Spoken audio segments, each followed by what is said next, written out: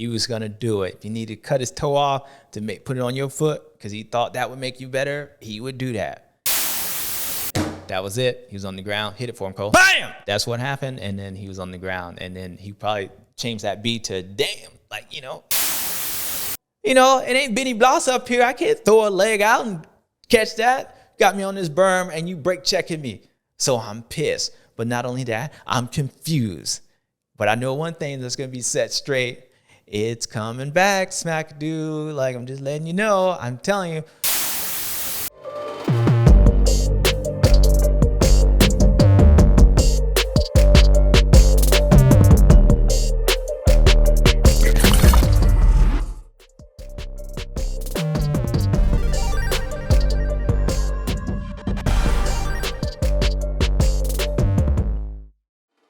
What's up, guys? You know who it is. It's your boy JS7. And you know where we at. We at the Rewind Show, baby. Round 2 or round 7, depending on who you're looking at. But round 2 from Oakland on the schedule. To me, it's the West Coast, but it's the most East Coast dirt these boys done had all year. I loved Oakland. It's one of my favorite venues. The track kind of reminds me of like a Florida dirt, like that orange clay, like gets a little like rutted in there. Some years, if you get a lot of rain, it gets more ruts than others. But if not, I mean, I've been there and had that thing dusty in practice. So I feel like that's the most East Coast dirt besides maybe even like San Diego that they raced on this year. And it's been on the West Coast, especially compared to Tampa last weekend. But I thought that overall, the Oakland track, they had a short start. But overall, like it had some cool rhythm sections in there. It was kind of opened up, had 90s, but 180s in there, had two sets of like legit whoops. That's been a while since I've seen that, where you had a whoop section turn Dragon's Back, which if you looked at that Dragon's Back, they added another whoop in there, which made it even tougher for those guys because they were starting to lose momentum up. But it was a big Dragon's Back turned into another big set of whoops, and you had to stay out to be able to get to that next rhythm section. So overall, the track looked fun. I knew those guys were going to be in for a night of hurt. It was a long track. And they seemed like they built it steeper this year. The transitions in between, they seemed short and steep.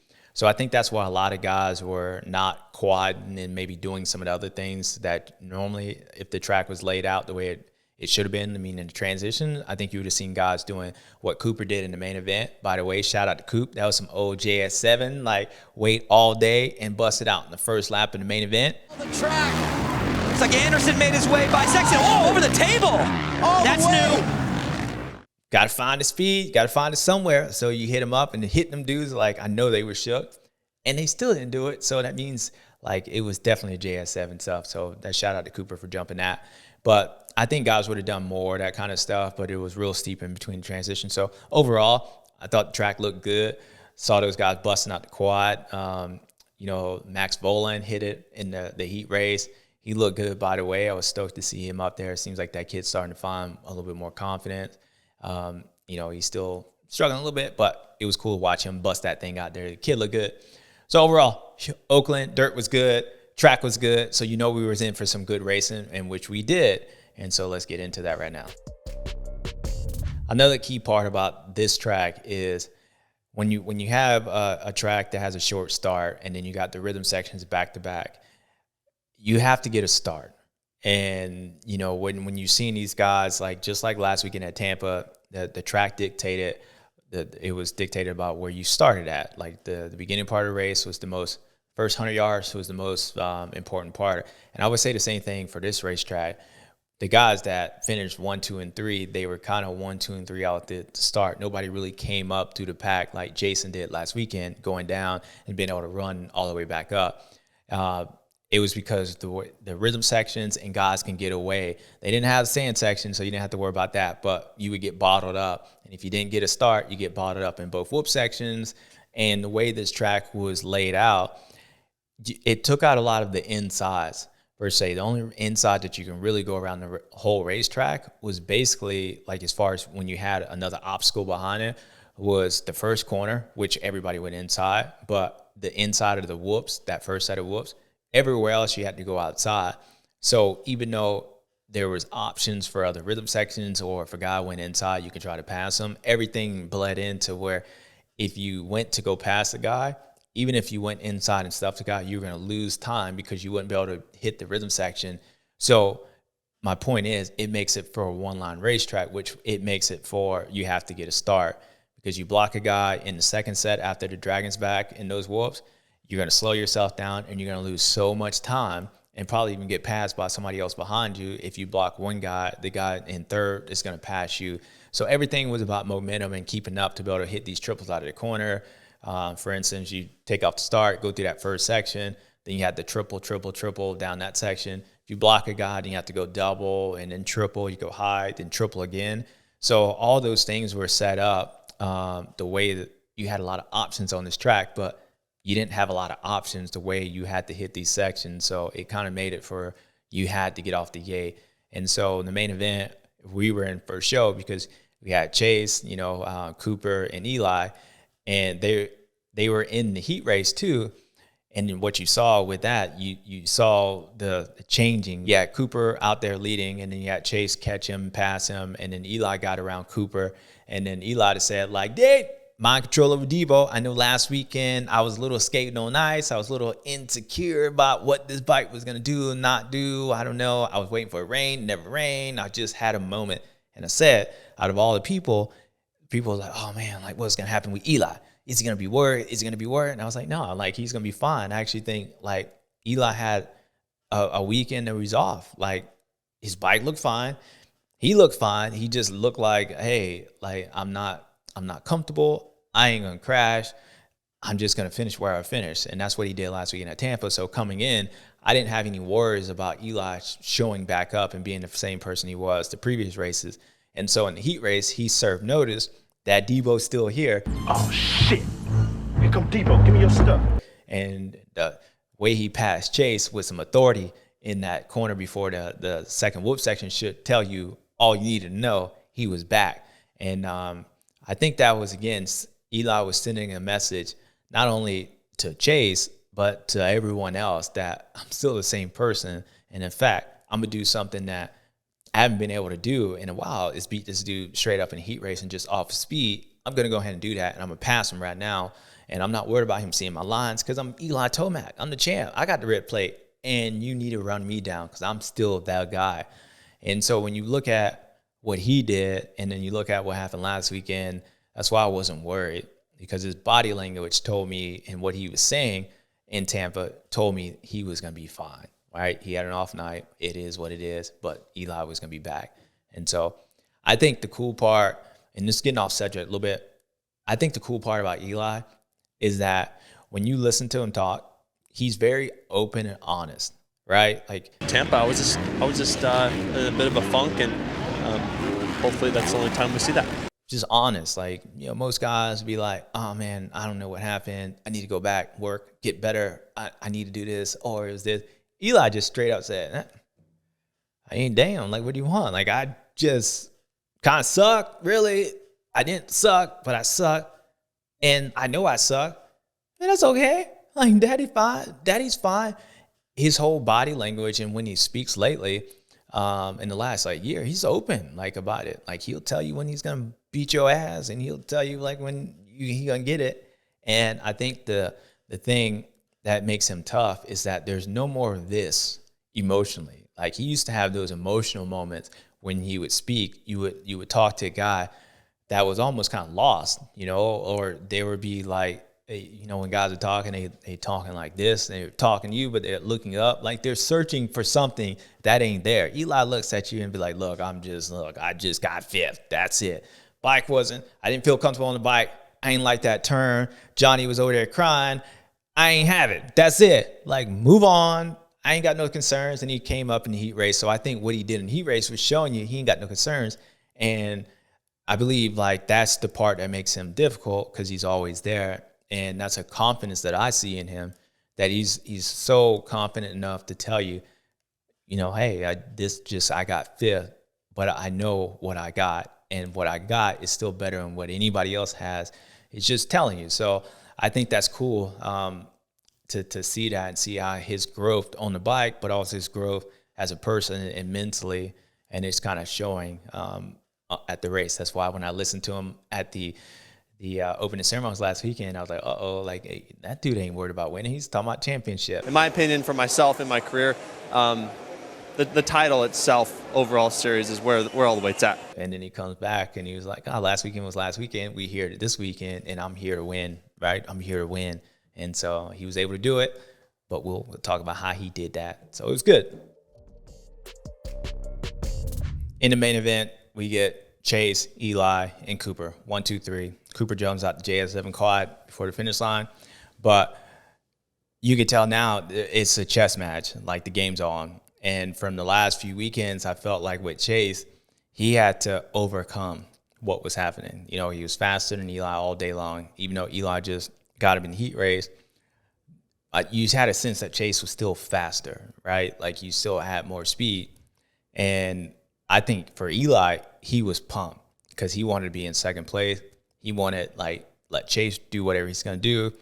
I'm going to keep him close, but I'm going to let him go. And I think Chase is going to start worrying about me because once the last half part of the race, that's where I come beast mode and maybe he struggles a little bit, right? So Eli was in a perfect situation.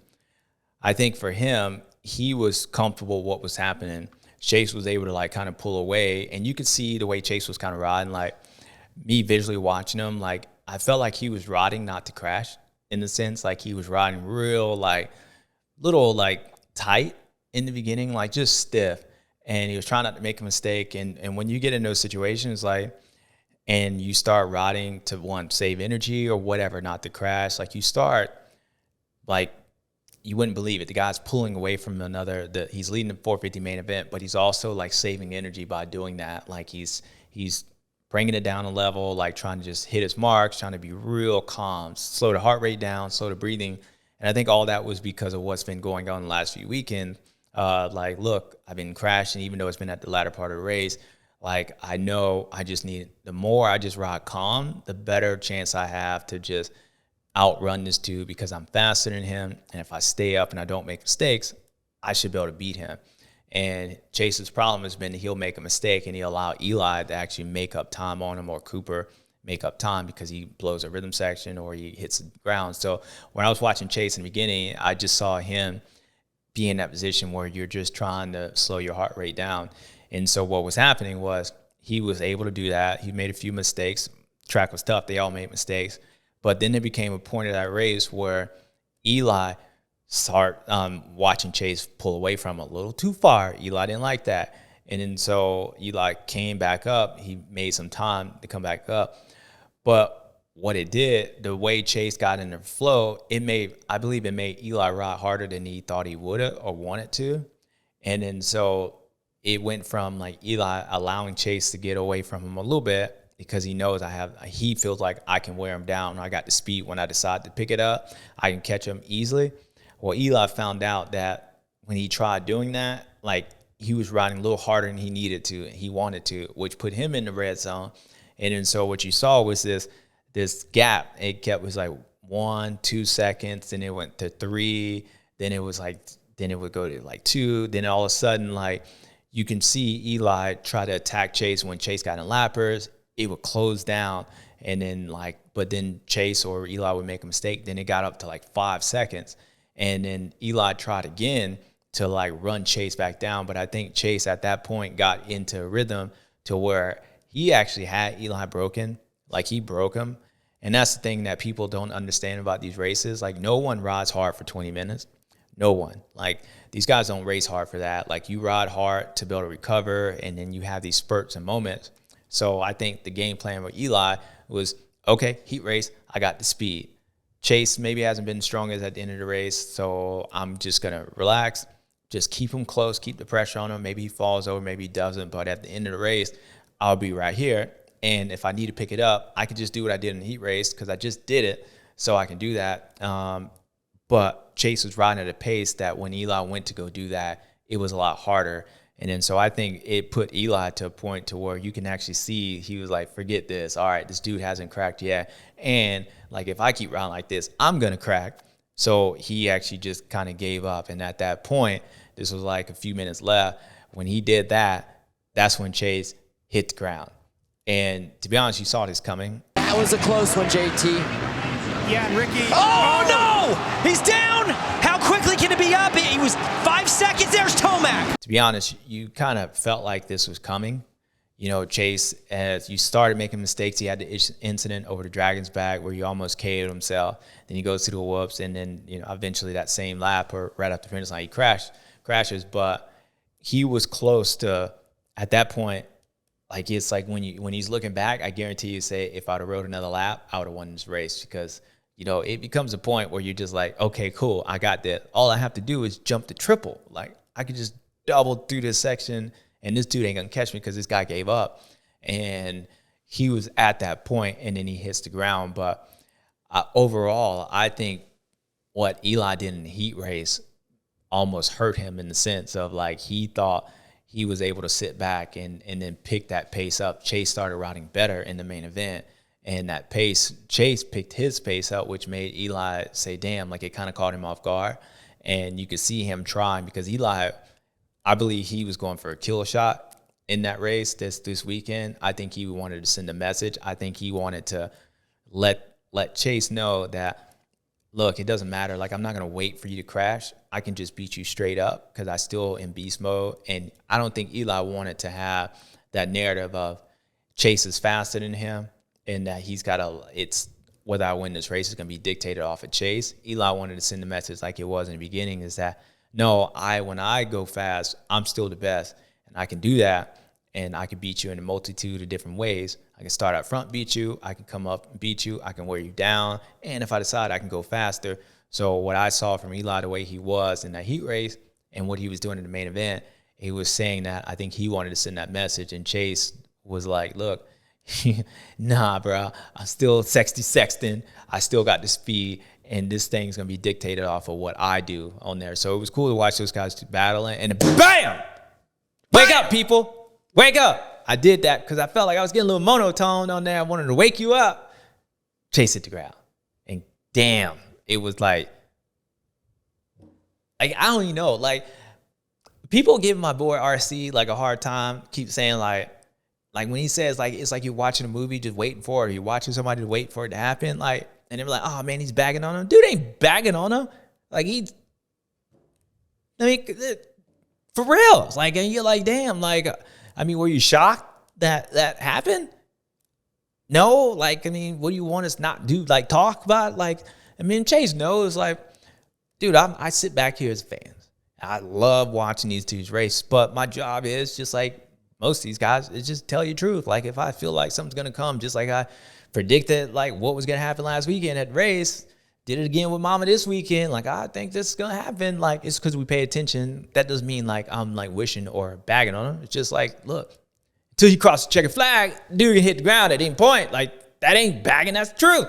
And so when he hit the ground, it's like I felt like there was a pause on the thing. Like, there was a 20-second pause after the race, like, when Chase was on the ground. Like, are you, like, kidding me? And I know for him, it's obviously getting mental. And it's a hard situation to be in because like I said before, I don't even know if he knows. Like on there, he's hitting the ground. He's like, I don't even know. Like you walking through the whoop section afterwards. Like, what are you looking for on there? Like you got to know what you're looking for. And so same thing this weekend, he hits the ground after the finish line. But I'll be honest with you, it was because he got tired.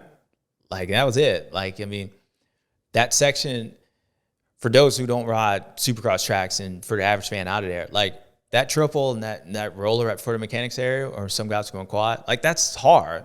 And why it's hard is because you're you're going super fast. And when you land, you actually got to brake. You got to have the clutch pulled in. You got to brake. You got to turn. There's a lot of things, moving things happening at that point. And you're bottoming out. Your whole body's collapsing. And you got to be able to hit the rear brake because you can't hit the front one. Hit the front, that thing locks up, and then you jumping like he did and look like Chase when he fell in the whoops in practice.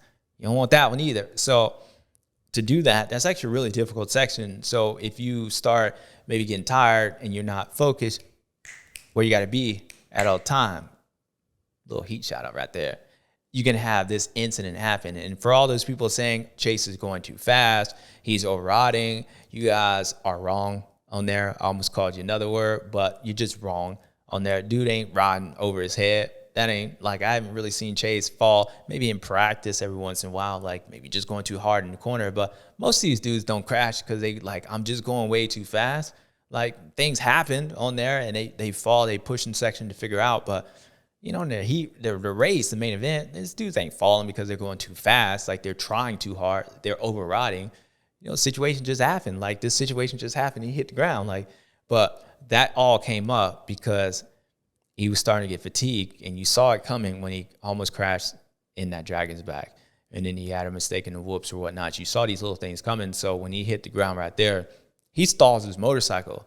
If you pay attention to him, when he lands off that, he overjumps it a little bit, hold all his weight, it moves forward and down, and he slams on the brake. He stalls the bike. And if you know what happens when what do you go? Go fast down the straightaway. What do? You hit the brakes. What happens? That thing slides and you do a little brake slide. That's what you try to do, a brake slide.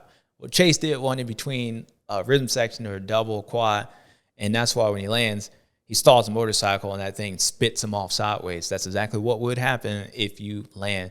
And it's hard to be, maybe to understand those things unless you've been a rider. But to Chase's defense, it was a difficult situation. It was a sneaky, hard little section on there that it was almost easier to quad in there because you didn't have to worry about that part. But for all those thinking that he was overriding, no, he got tired on there. And just like everyone else in that main event got tired, when you get tired, things happen, and he landed off that. He overjumped it, slammed on the brakes, and it spun him off. Now, I think there's a bigger issue than what just happened right there. And it's the same thing when we go back to Chase. He's made mistakes in every main event this year. He's crashed in all but like 2 of them, I believe, on there. But if you start going back, Anaheim 1, he struggled at the end of part of the race. At San Diego, he struggled at the end of part of the race. Even in the Triple Crown, he struggled in that second race, but he went down in the second race that he was leading. So, or up front, the proof is like there, and I think Chase will figure that part out.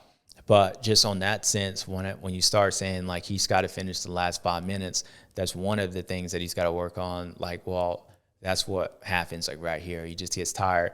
And then we can go back to what we talked about last weekend, you know, bike setup, grip, technique. That's another one. But for all those thinking that dude just like he's trying to kill Eli, I mean, the same people that said I used to do the same thing and I used to crash, didn't know how to slow down. Like, that's not what was happening.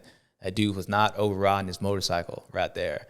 That dude, he got tired just like most of these athletes do. Happens. And then, you know, he wasn't thinking, and that was it. He was on the ground. Hit it for him, Cole. Bam! That's what happened. And then he was on the ground. And then he probably changed that beat to damn. Like, you know, it was all over. And Eli just came riding around. I mean, you saw what happened to him.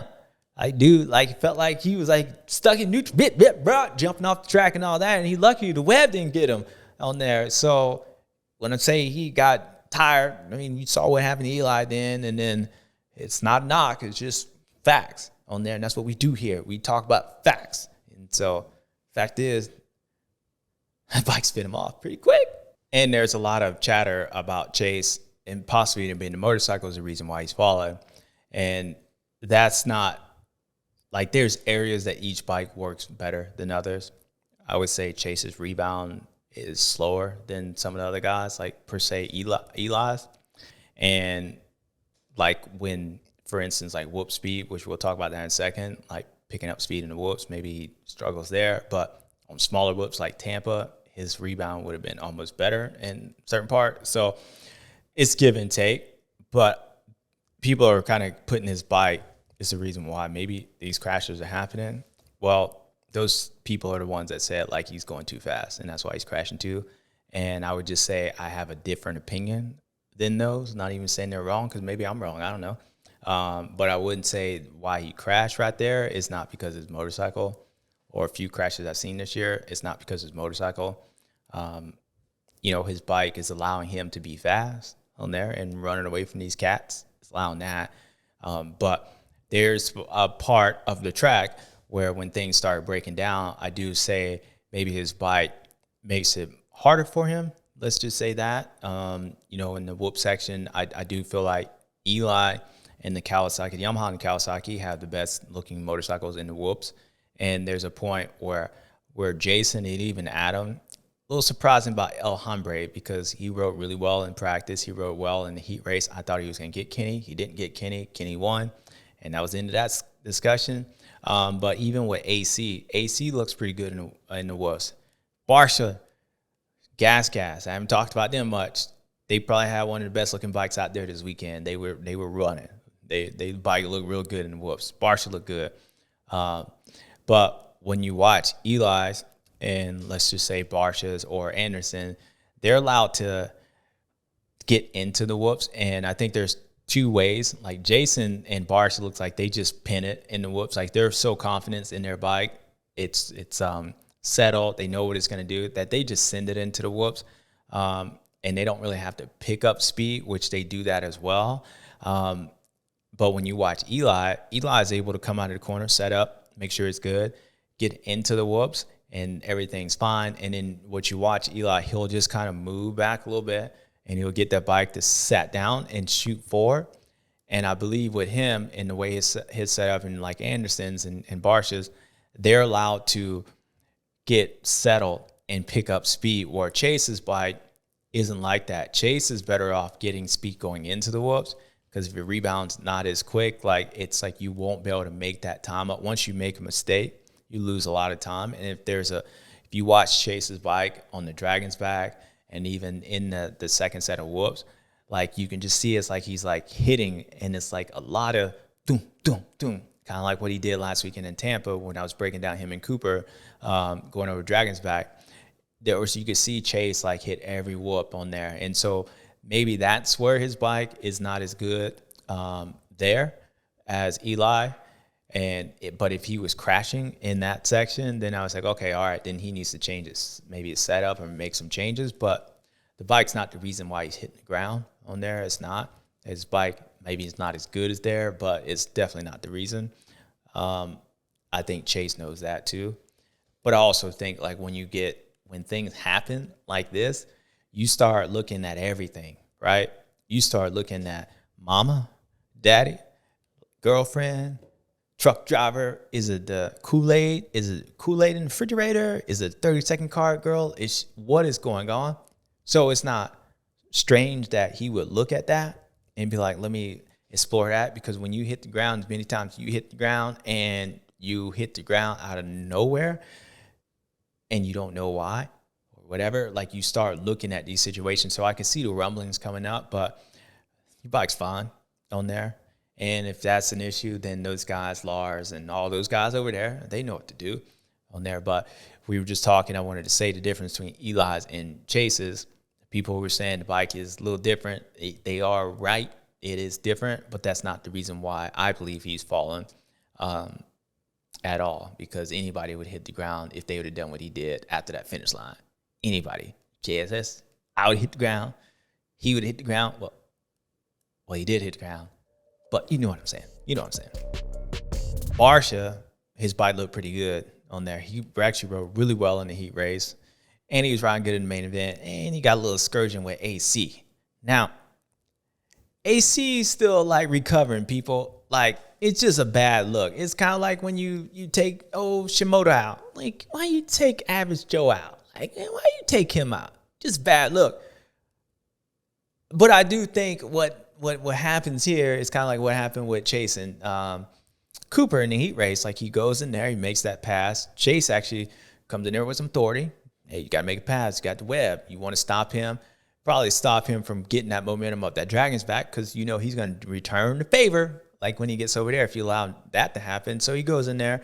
But from the angle that I see, it's like he hits, and then it makes it look like he actually continues to do what Barcia used to do back in the past, which makes you think that he didn't change. I don't think that's what happened. I think he hits that berm, maybe stands him up, whatever, and just what happens to AC, just what happens with Chase and Cooper, where it looks like Chase makes a pass, and then next thing you know, he moves out. Cooper's in the hay bales almost, or the tough blocks. It's the same thing, except for Adam is like, look, I'm trying to give you this. I'm trying to, look, I can't go no more. I'm running off the track. Like, Adam ran off the track on there. Barcia helped him over there. He kind of steered him like the airplanes with the things. They like steering you this way. That's what AC is trying to, if he had those things on his bike, he'd be doing that. Like, look, I ain't trying to race nobody. I'm just trying to do what I do. Because once I get everything I need, I'm probably going to be beating your ass anyway. But I need to be here to do that. So AC was trying to do that. Barcia comes in, does what Barcia does. And then it's just a bad look for him. And he's just like, damn. Like Average Joe, why you take AC out? Why you take Average Joe out, man? That's just a bad look. And so people were all over him about that. But I really don't think it was too bad. Now, he did take out Coke 45. So maybe what I just said, like, kind of absolutes. I just think dude's got to change. But I also think what he did with Anderson, he just looked down and he was like, woosah, woosah. And there's a couple of these other incidents. That's why I see the change. But, I mean, you can't expect the dude to change. He's still, somebody got to get knocked down. And I feel like Coke 45 and AC, like, those are the remnants of, like, look, I can change so much, but I still got to knock somebody down. And that's what I think he be doing on there, even though I just said he didn't do that on purpose. But, you know, like, sometimes he be like, I'm changing. And that's what happens. AC was down. And you can see AC just, like, he hits the ground pretty hard, people. Like, it's like when you take out Chisholm in anything else but an LCQ, like, it's like Chiz. Like, I mean, why you take out Chiz? But that dude's gangster up in the LCQ. Shoot. I know them boys up there when they be seeing number 11 coming on the Suzuki in the LCQ, they're like, oh, damn. Like, you talking about, I guarantee you, ain't nobody more afraid than Kyle Chisholm in the LCQ. Like, Barcia ain't got nothing on him. The shoot. The only people I got something close on Chiz and how gangster he is when I'm pulling in the line to pick up my kid from school and I'm going against them minivan moms. Shit. They gangster up there. I'm telling you, I don't mess with them. I'm all messy. You can be on the news like Channel 7, Channel 6 and be watching like, oh, yeah, we just had a little school fight. You see JS get back. That's what the minivan moms be. Them things are gangster. And that's like Kyle Chisholm in the LCQ. So it ain't, you know, it ain't that. So I think, you know, he's changing. But anyways, your opinion. It's on your own. The talk was about Roczen. And last weekend he finished top 4. He finished 4th. And then he beat the Anderson in the heat race, which was the guy I thought about possibly winning the race last weekend. And one of the title favorites. So Jason's looked good all day. So you would think, okay, he had a good heat race. He was able to do it. Confidence. Things to move forward. And then you have the main event. Now, I don't know if he fell at one point in the main event, but either way, like he was struggling and he was going backwards. And I think a lot of this stuff, they talk all week about him searching for a setup and it's all over his face. And what I see is that, like, for sure, like he's searching.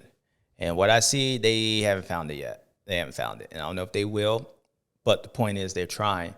And then so you got to give Ken credit because I think not just Ken, but even Larry Brooks. I remember when I raced for him, he's like he would make you feel, I wouldn't even make you feel like that. He would try everything. If Larry had to trade his mama in, he'd probably trade his mama in on there. He'd do anything, trade his kids to win a race. So the effort is there. And I think that's what you're seeing with Ken, why he still believes that there's a chance. Because I believe if this was happening on the Honda, he would have been done 3 races ago. He would have been in the same situation he was, but he's still trying. And I think that's the team around him, or they're working hard, they're trying everything. And so it makes him continue to try. But they're struggling on there. And I think what you saw in the heat race, it's not Ken. Roczen is talented. Dude's got talent, right? Like, he can go out tricycle and make it look good.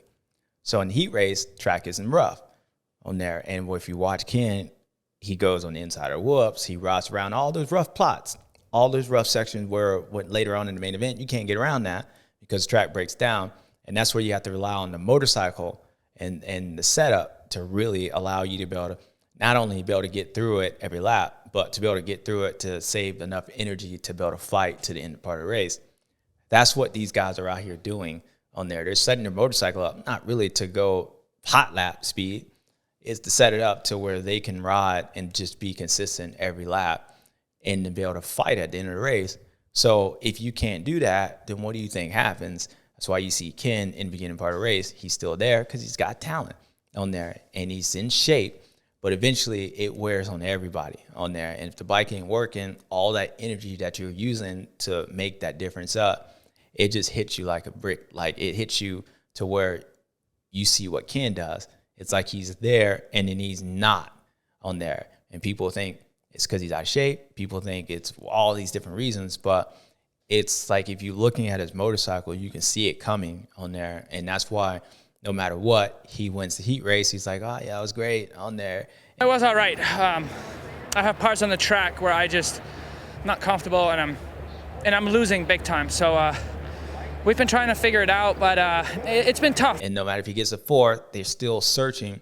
Well, he's searching for the last half of that race, the main event. He's searching for a setup that he can feel like he can actually go race, right? Compete and actually physically use his endurance and skills to outrun these dudes.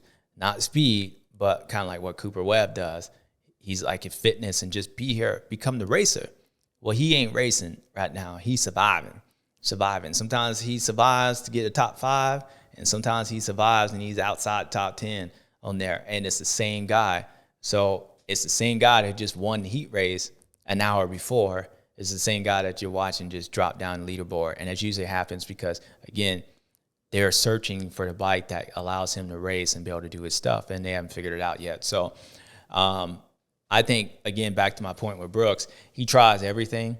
And so it makes Ken like continue to try. And I think I said that, but I think that's just a testament of like Larry Brooks, dude's crazy as hell, but love working with him. Like when he was on your side, dude, he would make you feel like you sell a ketchup popsicle to a woman in white gloves, right? Like you just had everything. He was going to do it. If you need to cut his toe off to put it on your foot because he thought that would make you better, he would do that. But he would cut his toe off and put it on your foot, which makes you, when you think about it, crazy as hell. But Larry would do that. So as a rider, you got to appreciate it. And that's what Larry Brooks was. So that's what you're seeing with Ken. So you could thank Larry and the whole team for him, like, continue to fight for it. But eventually, you get the end of the main events and reality sets. Toes or not, you're going to end up in 10.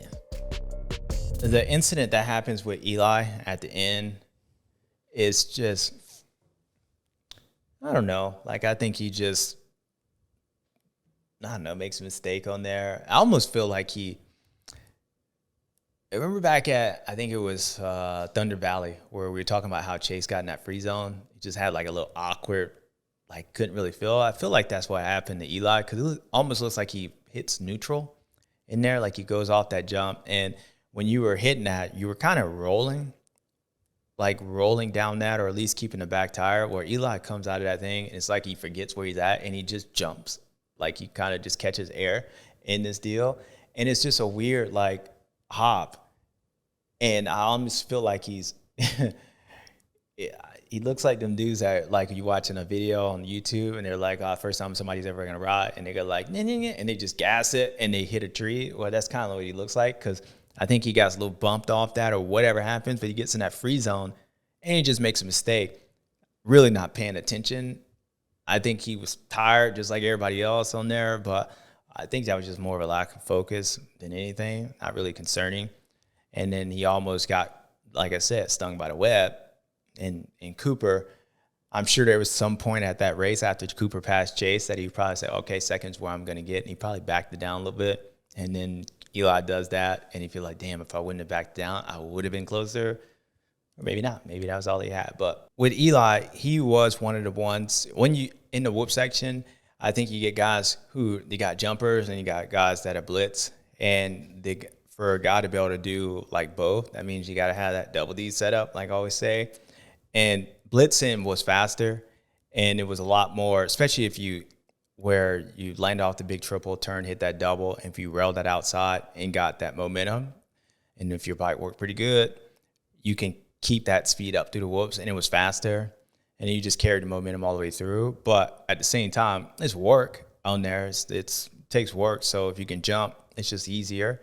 And then so once Chase went down, or even like, I think Eli was switching it up. Like when he figured out he couldn't catch Chase, he was having a hard time catching Chase. I think he switched up to start jumping to see if that's where it was, because I think blitzing was quicker, but then he was like, maybe it's the inside, because Chase was going inside, like doubling. And the way Chase jumped out the section, he went outside in practice and jumped through the whoops and crashed. He probably was better off going inside, which a lot of people going. So I think Eli was kind of searching for lines. And then towards the end, like, it was just easier to jump, and he already had Chase. Chase hit the ground. He wasn't going to do anything. So he was going back and forth. But it's rare to have that guy. You usually have one or the other. But it didn't really matter. And the crazy part is with Eli, and I said before, is like when you listen to him, he tells you what's going on. Like, if you just listen to his words, he tells you. Like last weekend, he was gone. Right? He wasn't even there. He was on autopilot mode. Autopilot gives him a 5th place, and that's where he wanted. And then he comes in there this week, and he just says, down. But, beast mode's back. He goes out and goes in beast mode. Like, there's only been a few times where I've seen Eli send messages. He sent messages last year at outdoors at Indiana when he told Chase, like, he went, blah, smoking clutches on that first moto at Indiana. He sent that message on there. Chase got it. He got it. He went beast mode. He ended up winning championship. Then he sent that message, and people think he sent it at Houston. He didn't send no message up there. He got the message, but he didn't go beast mode. He went to Eli. Eli's like, I'm just here. And then last time he tried doing that, he jumped on the hay bale when he was like, I'm feeling froggy. But this weekend, it was different. And he was like, look, Debo's back. Debo's going to sit here, and I'm just going to beat you in the heat race. Because why? Because I'm Eli, and I can just do that. So my point, people, is that when this dude is sending messages, you got to pay attention. And he's telling you what he's going to do. And he told you last weekend. And he told you on Saturday night what he was going to do. And what he was going to do was so special. And just a round of applause. He is tied with the GOAT for most people, Ricky Carmichael, the greatest of all time. Yes. Got to get a man credit. He is tied. I'm next. But thank God for me. I don't think it's going to be too long, so I don't got to listen to this crap all the time, but he's going to be there. So he tied that record, and he was sick of this. And then the message that he sent, it was like, I'm Eli Tomac, and I know I haven't been on the Bubba's World, the recap show, but damn, I want a neck burn. What are we going to give him for, Colt? Suntan, neck's on fire. Neck burn. 48 of them. 48. I still got 50, but you got 48, and you coming. So congratulations, Eli, for being top 3. Damn, that dude won a lot. He won a lot. They keep talking about it like he won a lot. And it's weird. When I watch him and listen to him, I'm like, that guy, does he win a lot? He's just, he doesn't look like he wins a lot. But damn, that dude wins a lot. And he showed you, and he sent the message again this weekend that he was planning on winning again. And no matter how close Chase was, he still got that message. I'm still the champion. I got the red plate. Congratulations. 48 victories, Eli Tomac. All right, people, you know what time it is. My favorite time, your favorite time, Stu and Stu. But until then, well, see, I'm getting the message. We'll be right back.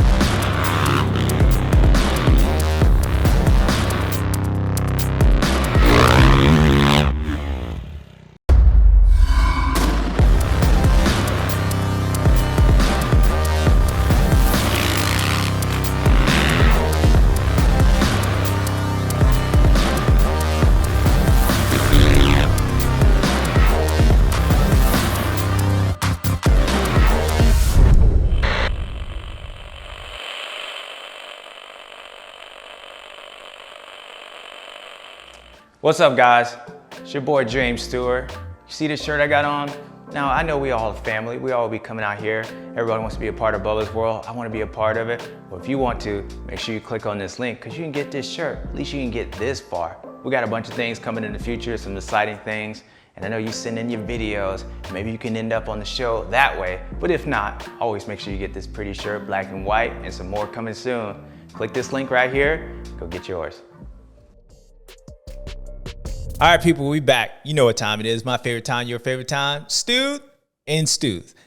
Now, again, it's been difficult because we've just been trying to figure out the list. So I'm going to go to the easy side. You know where we go with this. Stu.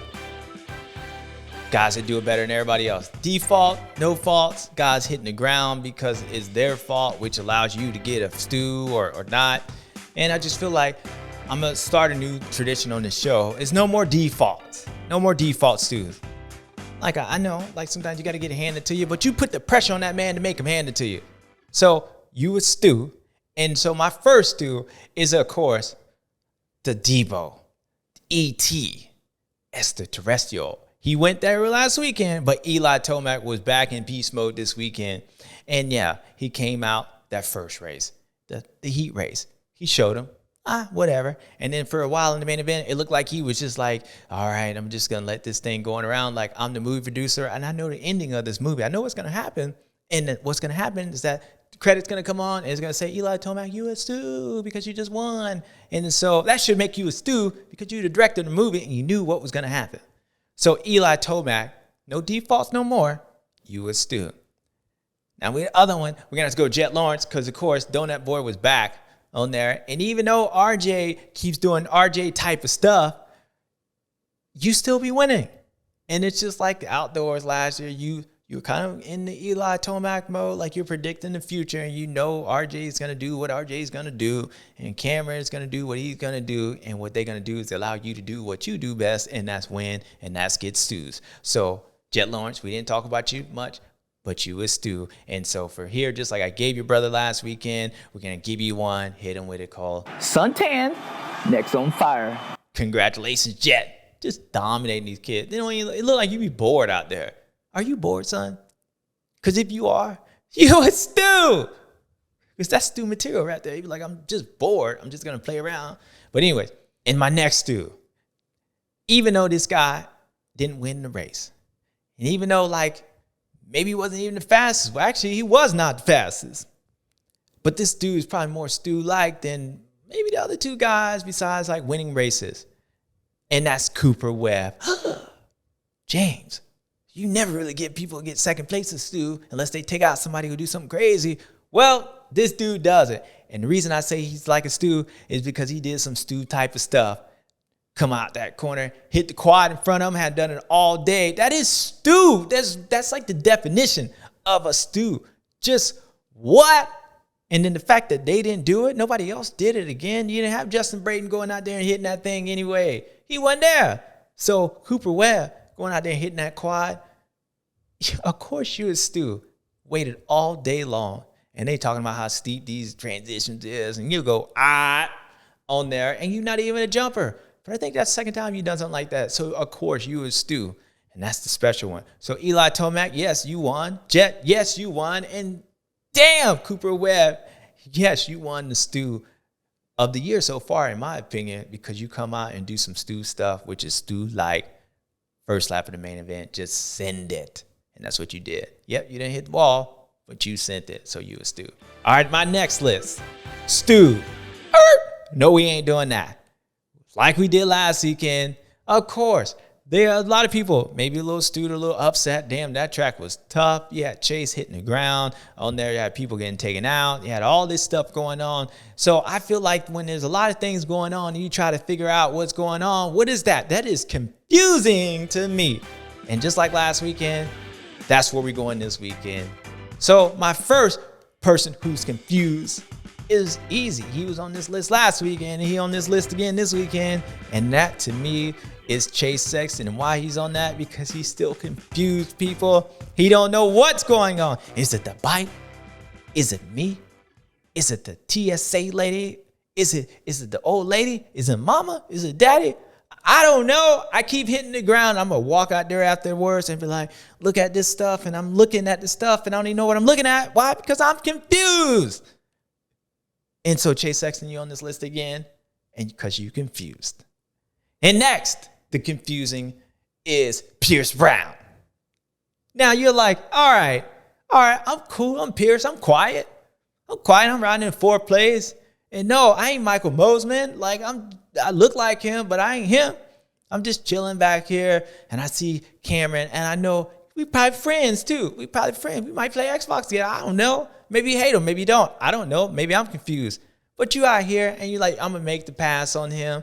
Because he's starting to he feeling the effects that happened to him like 18 weeks ago whenever they raced. Last time they raced, he hit the ground like Smackadoo does. Damn, that dude tough. And then he comes up, and he passes me. But not only does he pass me, he does that old brake check, that Bobby Bonds, Grant Langston back in the day. All my old school races, y'all know what I'm talking about. 2001, Hangtown. You know, the last time you heard Bobby Bonds and OGL did it, the brake check. And Pierce got up like, whoa, like, damn, I haven't had that happen to me maybe like ever. We friends. So he got up, he looked around, he could have been on the stool list, but he was confused. Like, did this brake check me right here? He know my legs ain't that long. You know, it ain't Benny Bloss up here. I can't throw a leg out and catch that. Got me on this berm and you brake checking me. So I'm pissed. But not only that, I'm confused. But I know one thing that's going to be set straight. It's coming back, Smackadoo. Like, I'm just letting you know. I'm telling you. I don't know what they feeding them boys and them gas over there, but them dudes be getting juiced up. And those ain't tight, because you got the other guy that's going to be on this list too. Even though he ain't riding the gas, he got gas and he took it out, which is Adam Cinderella, right? You on this list because you're like, bro, you know I'm coming back. You know I'm just trying to get all the laps in here, and then you going to take me off the track when I was giving you the right of way. How you going to take me out? I'm like the 450 Joe Shimoda. I don't say nothing. I don't do nothing. I'm just out here trying to do my thing. And I'm telling you, once I do my thing, maybe that's why he took me out, because he saw me coming. I'm starting to look better than I was. And I'm figuring it out. And I'm going to blast your ass. But until then, I'm just trying to stay out the way. And then you blast me off the racetrack. And I hit that ground so hard. I'm like, damn, this is just confusing. Adam Cinderella. But you got hit by the gas over there. I don't know what they doing to them boys. So, bam! That's pretty much what it was. I don't even know if he hit him like that. But I know that's the way Adam hit the ground. It was bam. You know how you like fall on the corner and you're just like, dude, you kind of just fell over. You like hit that ground so hard, bam, in the face of that jump. So Adam, you confused too. So Pierce Brown, I know what you're gonna do. Smack the dude. Actually, it's funny. You got the gas taking out the Kawasaki. So yeah, damn, it's kind of confusing a little bit. But you know what? I see some payback coming back, because you thought, Adam, I know you thought he was changed. He is. He just ain't taking out the guys up front. But until you get up there, look, Coke 45 and all y'all better watch out. He ain't changed that much on there, but he's doing what he got to do. Something you can't ask that man to be that much different on there, but he changed. So confused is Pierce Brown. Why? Because you got brake check. That is old school racing back there. Chase Sexton, because you still on the track trying to figure out what the hell is going on, and you're going to be there until you do. You're going to be confused. And Adam Cinderella, because you letting him go. And damn, I thought this was a changed man. Maybe he relapsed. Maybe he didn't. Maybe he didn't. No, I don't know what he did, but hell, I'm still confused. And that's what this whole segment is. It's confusing. All right, people, that's it from round 2. Even though they raced 7 times, and like I said last weekend at Tampa, yes, this schedule is confusing. So from round 2 at Oakland, where we had 7 races this season, and you know what? Look, I'll see you guys next week, because now I'm really confused. And every time I do this segment, it just makes me that way. So I'll see you when I see you. And when I see you, hopefully it'll be less confusing. Until then. I'm even confused on how to get out of it. Anyways.